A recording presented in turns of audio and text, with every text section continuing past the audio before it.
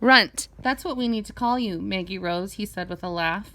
I sat and looked at the girl and the mother high over my brothers' heads. I could see the girl's shoulders and head droop a little at her brother's words. Brian, that's enough, Mom told him sternly. Make some room for me. Mom reached over to open the gate in the wire wall. As soon as the gate swung open, my brothers rushed into the hallway, piling onto the boys, jumping up to lick their faces and bite their hands. Craig and Brian flopped down on the floor, laughing, and my brothers climbed over them just as they did to our mother when they wanted to play. I stayed inside the kennel. I would have liked to smell and taste these new people close up and to find out if they had any food anywhere, but I knew about this kind of play. It always ended up with me getting squashed and stepped on. Oh, puppy, it's okay, Maggie Rose called softly. She sat down and held out her hands. You can come and see me. I liked her voice. I wanted to lick her hands some more. Carefully, I stepped around the wrestling boys and brothers and bounded over to Maggie Rose's lap. She didn't make any quick movements. She touched me gently. Her hands tasted just as good as before. I stuck my nose into the crease under her chin, where her skin was sweaty and delicious. She giggled. That tickles, she said. I'm going to name this one Gunner, declared Brian, holding up Whitetail Brother so that his legs paddled in the air. This one's Butch, said Craig, scratching Biggest Brother's belly.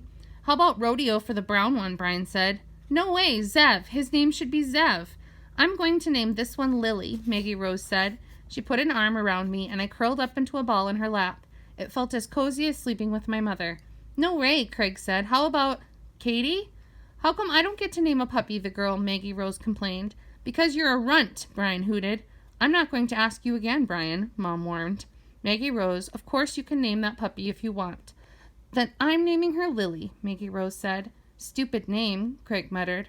Why would anybody name a dog after a flower? Brian jeered. She's not even completely white. Lilies are 100% white. It's my favorite flower, Maggie Rose replied. Her voice was quiet but stubborn. I'm naming her Lily.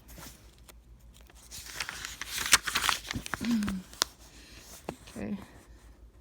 Here she is holding the puppy and her brothers with the other ones.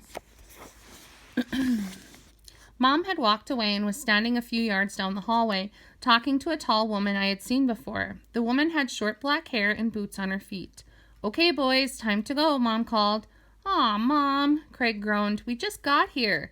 Soccer practice waits for no man, Craig, or boy. Put the puppies back in the kennel. Mom, can I stay? Maggie Rose pleaded. I don't want to go to their soccer practice. They might get confused and use you as a ball, Runt, Brian teased her. He kept his voice low, and I didn't think Mom could hear him. Mom and the tall woman talked some more. It's fine, I'll keep an eye on her, the tall woman agreed. Okay, Maggie Rose, you can stay. Mom called over. Amelia's in charge. Help out and do what she tells you.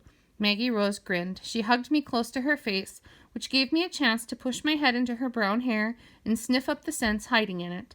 The human brothers left. My dog brothers charged over to Maggie Rose, climbing into her lap, lapping at her face. Maggie Rose curled an arm around me to protect me. She stood up, still holding me tightly. Brothers plopped off her lap and onto the floor. Maggie Rose herded them back to the kennel and shut the door on them. They yipped and barked and put their paws up on the door.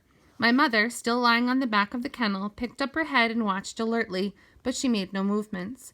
I'm going to take you on an adventure, Lily, Maggie Rose said to me. I liked her smell. I liked her voice.